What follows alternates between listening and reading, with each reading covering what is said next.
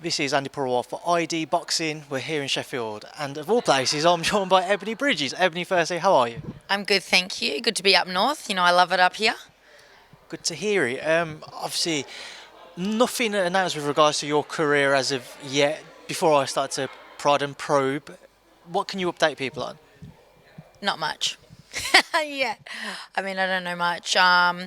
We're talking about September, it was supposed to be summer, now it's September, and honestly, I'm just taking everything with a grain of salt. So, yeah, September, but hey, it could be October, it could be November, I don't know. So once it's been announced, then we'll all know for sure. But I don't know of any announcements soon, but who knows?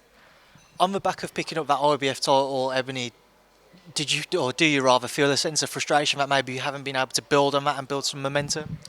Yeah, I packed up my home in Australia, broke up with my boyfriend of 10 years, and I did it all very rushed. I did it within 4 weeks of going home. No one knew about that I was going to move, and I had to rush that because I thought I was fighting in summer. So obviously I want to come back over and get in camp and do 10 weeks with Mark. Yeah, it's a little bit frustrating. I could have stayed in Australia for another month with my family and friends, because I'm not going to be going back for a while. But everything happens how it should, and hopefully we get something soon. Because, yeah, I got the belt and I'm training and I just want to fight. I just I feel like I've improved like tenfold since my fight, and I just want to get in there and show everyone. I mean, you want to get in there, you want to show everybody, but who exactly do you have your eyes on? Are you looking at the other world champions trying to make unification bouts? Obviously, Jamie Mitchell holds the WBA, Dina Thorslund holds the WBO, I believe. Yeah. It's been pretty. What I don't know what it is. Eddie said that he wants to do a voluntary defence for the next one. So the next one's just going to be normal defence. We're not going for the unification straight away. So once I get the voluntary out or the first defence out, then I'm going there, and I don't really care who I fight because I just think I beat them all. They're all going to be great fights. They're all going to be tough fights, but I just believe I beat them all, and I don't really care which one's first. What do you make of the other world champions? Obviously, we just mentioned Jamie and Dina there.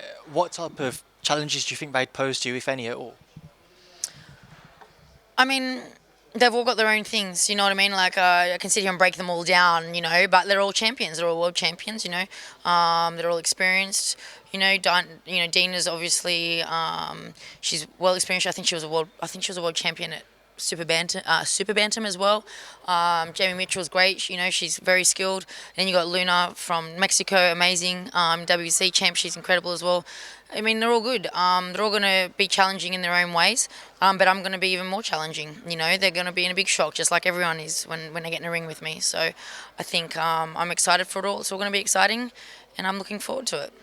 Obviously, one name which has always kind of been tagged with your career, shall we say, is Shannon Courtenay, that potential rematch. Now, she's still got to build her way back after coming back from her knee surgery. So for yourself, is that a fight you still want, or are you just looking beyond that? Now, I say you want, but it's something you're open to. Yeah, of course I'm open to it. It's a great fight for the fans. And I think I beat her. I thought I beat her last time, but I think I definitely beat her with 2 eyes and a full camp. And now with my experience is where I am now. So I have no problem fighting her and beating her. But it's just like she has to get herself back. So there's no point me even thinking about her. She first has to come back. She has to make sure she can make bantam weight because she hasn't made the weight twice. So I'm not going to go through a whole camp and then, she can't make the weight. So there's a lot of things that she has to prove before that fight comes. But it's definitely a fight I want to do because it's a great fight for the fans. It's an exciting fight. I love the fight. It was so fun. Even though I had one eye, it was a lot of fun. So I'm happy to run that back. But I think right now I'm just focusing on what I can do. And what I can do is other people because she's got her own journey and doing her own thing. So hopefully, honestly, I hope she has a rematch with Mitchell and she gets the belt. I do hope she does. I don't think she does beat Mitchell, but God, I kind of hope she does because that would be really cool unification with us. Then I don't have to just give her a shot at the belts for nothing. You know what I mean? But yeah, look, that's it. That's an interesting point you make. Say if Shannon was to rematch Mitchell and she was successful, when you consider some of the big fights we've had on the female side of the sport over recent months, some which are to come in, May Baumgardner, Marshall and Shields, for example, where would a rematch between yourself and Shannon Courtenay rank? Oh, right at the top. it was one of the first biggest women's rivalries, in boxing that we saw, wasn't it? So, I mean, you didn't see much rivalries before that. The girls are all building it now because they're realizing and May is very fucking switched on with it. And, having rivalries builds interest. You know what I mean? So you need to do a bit of that, and it's good. And I love that it's happening now. Clarissa and Sav always had the rivalries, but it wasn't really like at the forefront as strong. Serrano and Katie didn't really have a rivalry. They were just two greats. Do you know what I mean? But rivalries always gain interest, and that's why our first fight gained so much interest, because there was that bitterness between us. I mean, she was bitter. I was just being me. But and I think it's just going to continue on from that, and everyone wants to see it, and I'm pretty sure everyone wants to see me win. Ebanie, how, if at all, has life changed since you became world champion? Not much. I've just moved over here.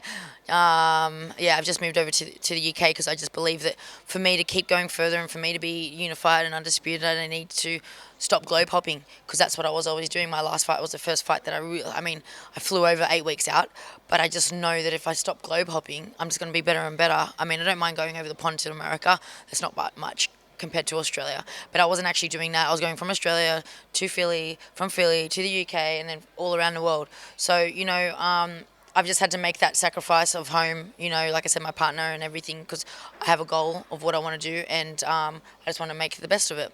I mean, before the world title, I felt like I had a pretty good brand, and I had the fans, and just having the belt, and I suppose putting on that performance against a great champion definitely got a lot more what happened to my voice? A lot more doubters turning. That was so weird. But yeah, I mean, more haters as well. But I love it. Ebanie, just before I let you go, just going to get your thoughts on a few other things. Just on Australian boxing in itself, is really on kind of a high. I've been tuning into the midweek shows. I know when you was back home, you was co-commentating, on the presenting side of things. On that front, what have you made on seeing the Australian boxing scene really come to life over this last year or so? Yeah, definitely. We've always had good boxers in Australia. We just need the right platform and the interest. Problem is, there's no interest over there in boxing. We didn't really have a good platform or broadcaster or promoter that was pushing the boxing scene. But we do have that with No Limit now, and Matty Rose.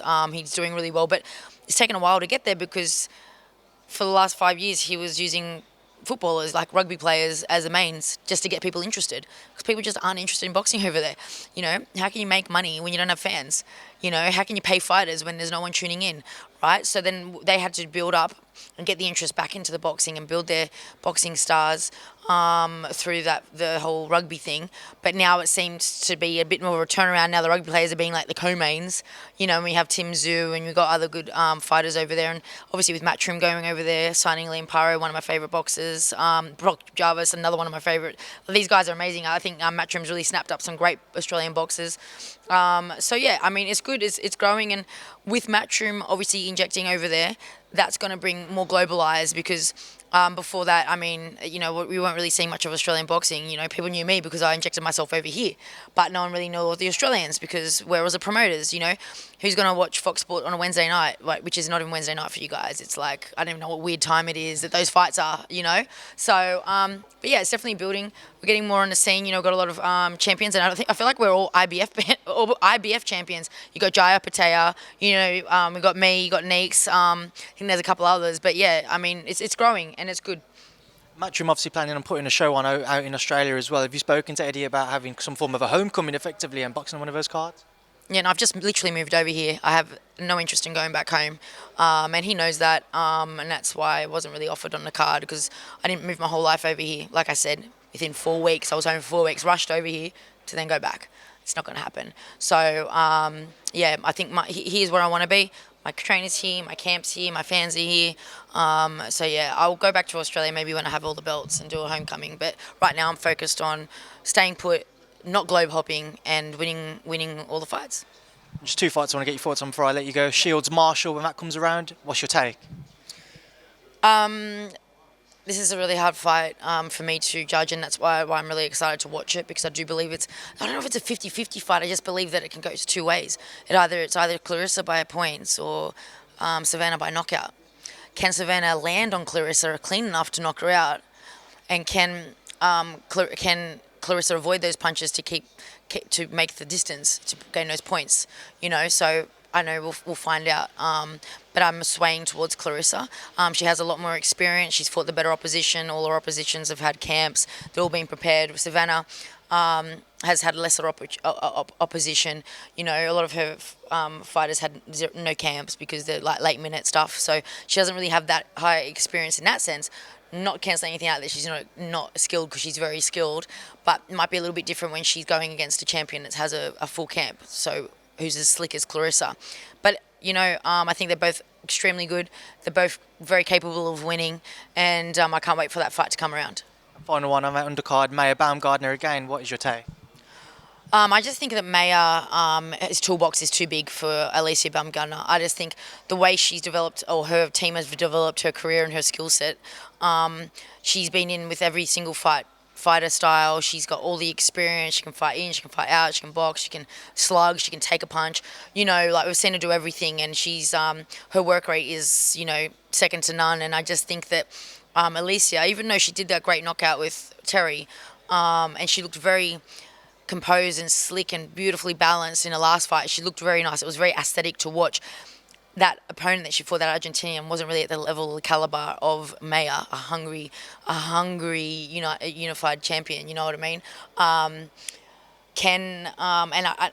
I know that Baumgardner could probably land on Maya, because she does get hit sometimes, but she can take a punch. So again, we'll see. I'm favouring Maya very strongly on that, but you can't count Alicia. She's skilled as well in her style, but I'm not sure if she's been really taken into the deep waters before, and when she has, this is a long time ago, Christina Lindau, she lost. So, but she's a much well-improved fighter, so it's hard to judge people on back then. Another fight that we need to see, and a rivalry that needs to be settled to see who's the best, But yeah, all exciting fights for women's boxing. Ebanie, I could keep you here for much longer, but I know you've got to shoot off. But I appreciate you stopping. But I appreciate your time. Enjoy the rest of your time here in Sheffield. Thank you. Thanks, guys. Thank you.